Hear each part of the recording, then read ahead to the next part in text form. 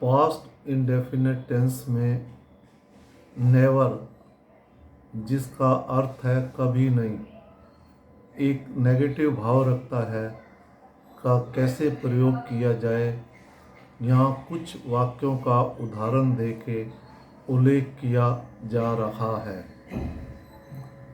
अगर past indefinite tense के वाक्य में नेवर, जिसका अर्थ है कभी नहीं, शब्द आए तो नेवर के साथ वर्ब की सेकंड फॉर्म लगाओ।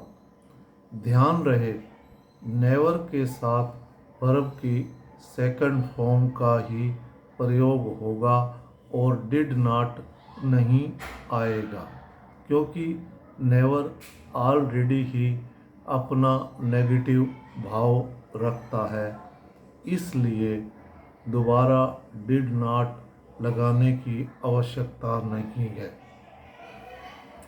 जबकि डिड नॉट अपने साथ मेन वर्ब V1 लेता है और नेवर अपने साथ मेन वर्ब सेकंड फॉर्म लेता है।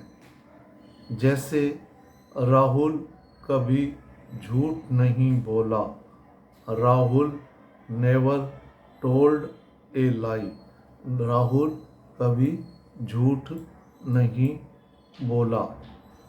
अब टोल्ड जो है टेल की सेकंड फॉर्म है और लाई के आगे ए आर्टिकल लगाने से ये एक नाउन बन गया।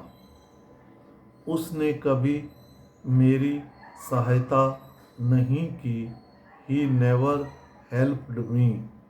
अब नेवर लगने से हेल्प की सेकंड फॉर्म हेल्प्ड है, इसलिए नेवर के साथ हमेशा सेकंड फॉर्म का ही प्रयोग किया जाएगा अगर ये टेंस पास्ट इंडेफिनिट टेंस का है।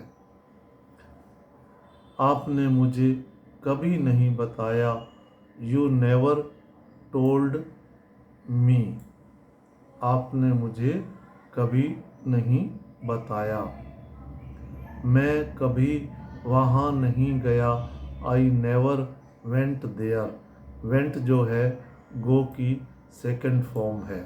ये सब बीती हुई बातों के बारे में जिक्र हो रहा है, इसलिए पास्ट इंडेफिनिट टेंस का प्रयोग किया जा रहा है। हमारी कभी किसी ने मदद नहीं की, nobody ever helped us. हमारी कभी किसी ने मदद नहीं की। नो बॉडी जो है एज ए सब्जेक्ट के रूप में प्रयोग किया गया है और ये अपना भाव नेगेटिव रखता है, इसलिए दोबारा नेवर और डिड नॉट लगाने की ज़रूरत नहीं है। एवर का अर्थ भी कभी होता है।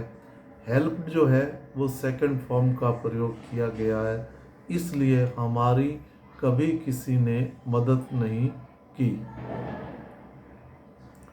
मेरे बड़े भाई ने कभी झूठ नहीं बोला,